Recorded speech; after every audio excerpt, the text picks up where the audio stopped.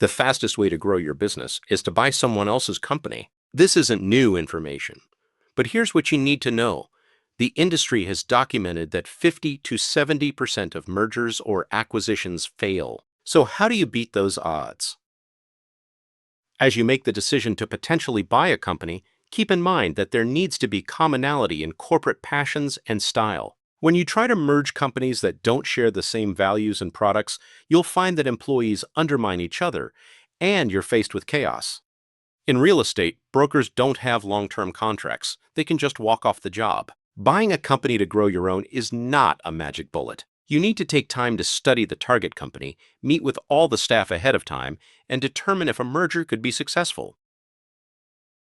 A successful merger requires more than just becoming one corporation. It requires strategic alignment and careful execution. Here are three critical elements. First, due diligence. A thorough examination of the target's financials, legal standing, and operational health is critical to avoid hidden liabilities. Sometimes sellers keep important information hidden from buyers that's critical to the successor company's long-term success. Second, integration planning. Success hinges on merging the two cultures, technologies, and teams effectively, not just the legal entities.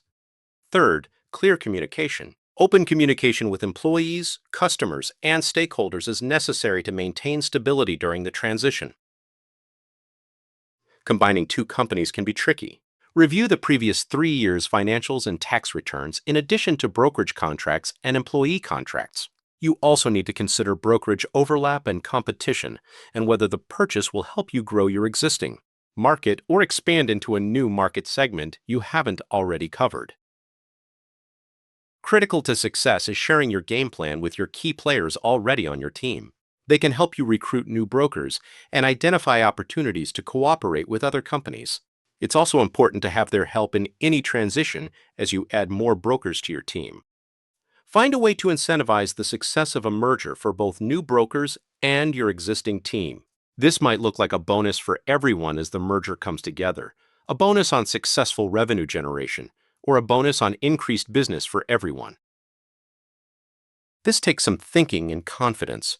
You need to feel good enough about yourself and your leadership to motivate your team to want to help you. If you have bad morale at your current company, it's not going to get any better when you merge another company into your existing structure. Critical to your success is the happiness and financial success of your existing brokerage team. There's no magic formula for how big or small a company you should buy. Most importantly, it depends on how much money you have available and what's available in the marketplace.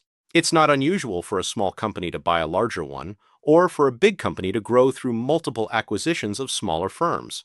Successful transactions depend on great leadership, compatible chemistry, and efficiencies that develop from merging two companies together. Maybe you need fewer marketing people, or maybe you can cover your market better with more employees. There are all sorts of efficiencies that can justify a purchase and be valued as part of the deal underwriting. Think about growing in affordable building blocks. There are always people who want to retire and sell their companies. Your job is to find them.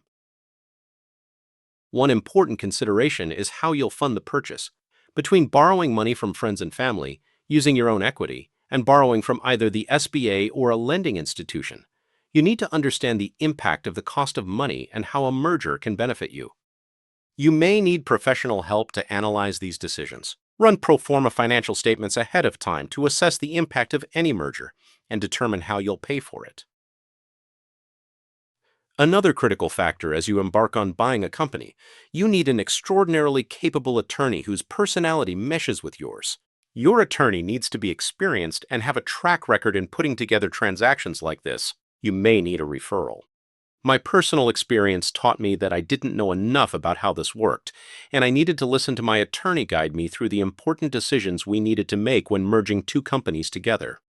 You definitely don't want an attorney who will fight to the death on every point.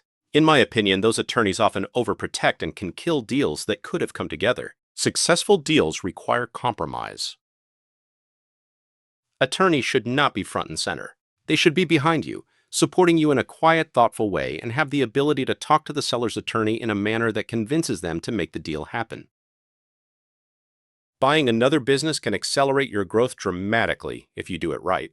In our final episode, we'll tie everything together with a comprehensive summary,